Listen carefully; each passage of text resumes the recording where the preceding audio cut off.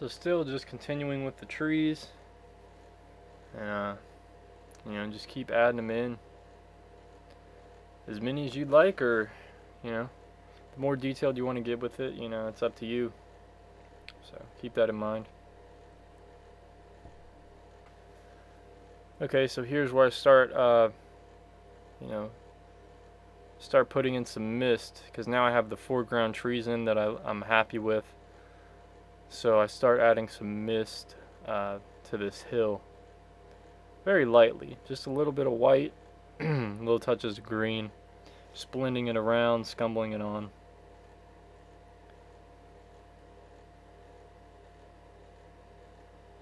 So I start adding touches of green here and there. You know, I want this mood of like green mist. You know, maybe this is early morning and not evening. And I think the green mist just gives a cool effect. This really goes nice with this painting.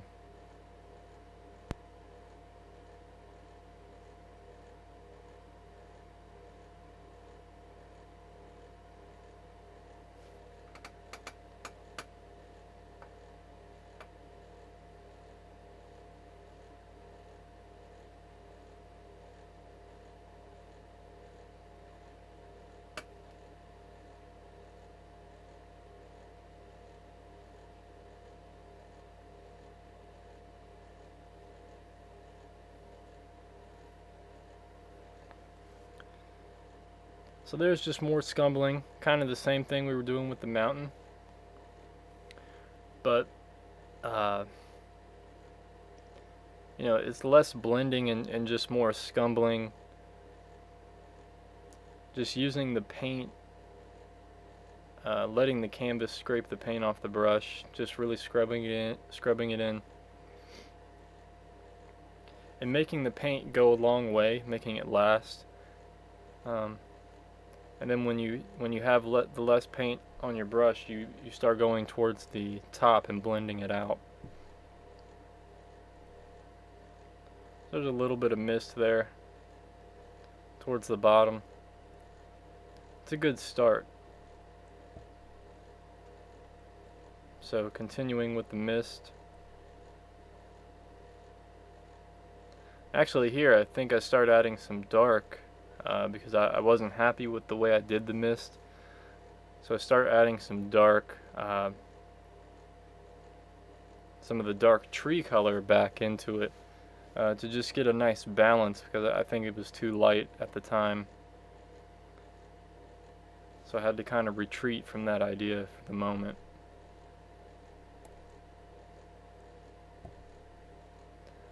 And you know, I had to step back and just judge it and assess it. You know, what does the painting need right now? What do I feel that it needs?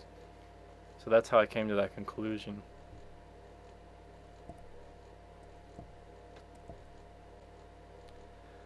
So I did enough work on the middle ground and the background. I'm going to start moving into the foreground, because I feel like I just need to, you know, I need to finish the coverage on the canvas. So I start with the 1-inch brush, and I just get a really, you know, the darkest green color that I've made so far, and just start painting in a little bit on the foreground. Not too detailed.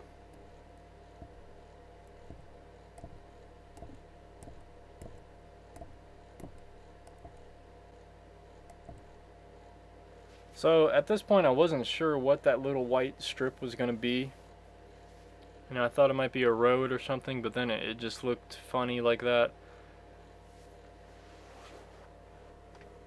So I wasn't sure at the time, but the idea came to me to just make it, you know, some mist coming up. So you'll see I'll do that here eventually. So here with the 1-inch brush I have some light green, which is some white, yellow, and blue for this light green mixture. And I'm just highlighting the grass on the foreground. Now be sure when you highlight to not kill all the darks. Otherwise it's just too much highlight. And you'll see that's what I did here. you know, it just started looking too good, and I just kept throwing on the highlights, and I think it just got too light. So I had to go back in later and throw in some more darks. So keep that in mind.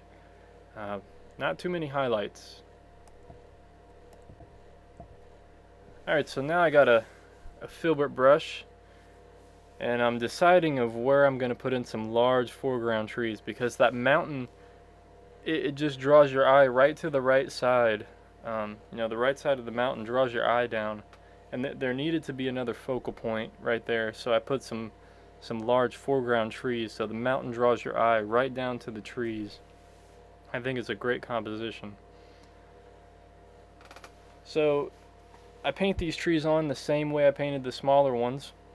These are just larger, so I used a larger brush. You just start at the top and just make your way down. You know, putting on some variation of leaves and such, and branches, all kinds of things.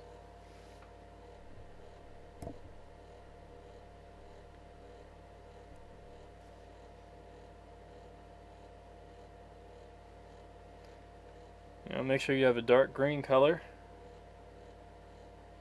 And right here I'm going to adjust the height of it, because I didn't think I made it tall enough. So I adjust the height, and then, you know, you just start the process over. You just work at the top and go to the top, work your way down. You don't want it too wide at the top, otherwise, you know, it'll look funny. So when I readjusted the height, I just had to readjust the bottom, make it a little wider at the bottom. No big deal. But that's a big decision, you know. If you mess that one up, there's really no returning from that. So you got to be brave. That's for sure.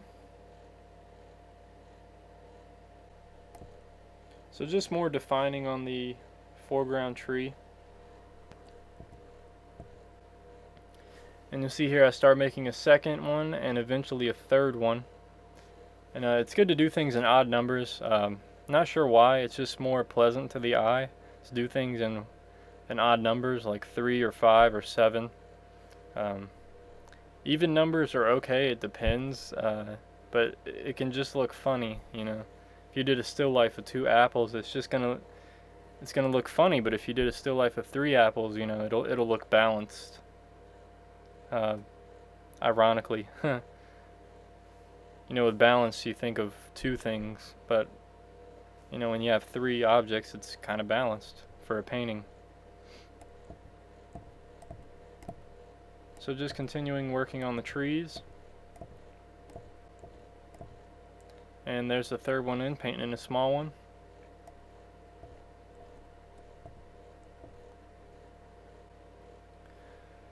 So here's where I start.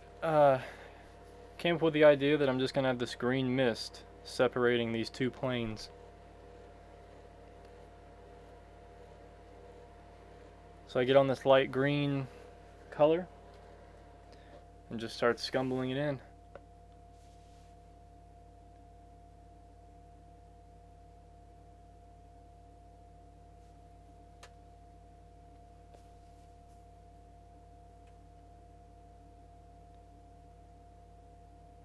And scumbling's not too difficult. You just get some paint and start at the bottom. Just move it around until there's less and less paint and just work your way up. That's all there is to it. Pretty simple.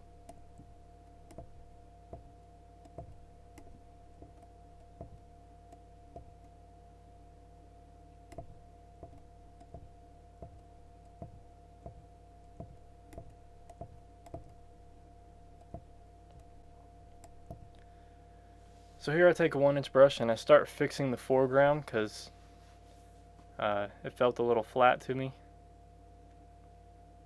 So I'm making it curve, you know, from higher to lower, kind of draw your eye back over to the right side.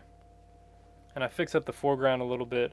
All the highlights that I made earlier, I just paint over them, you know, and start over again.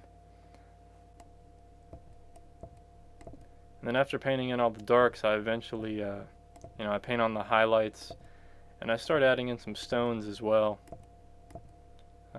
with some gray color filbert brush. Nothing too detailed, just some little stones with some highlights and darks, shadows. And I think they really complete the painting, and this painting almost has everything.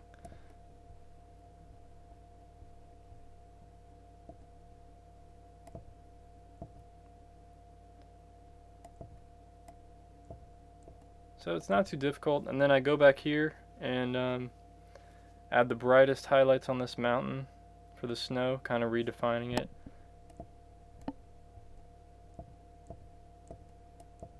And then I do some highlights on the trees with some yellow and white.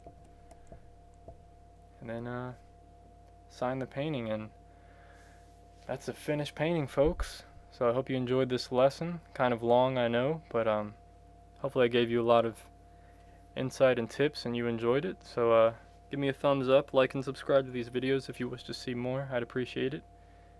Take care of yourself, and peace be with you, my friend. Thank you.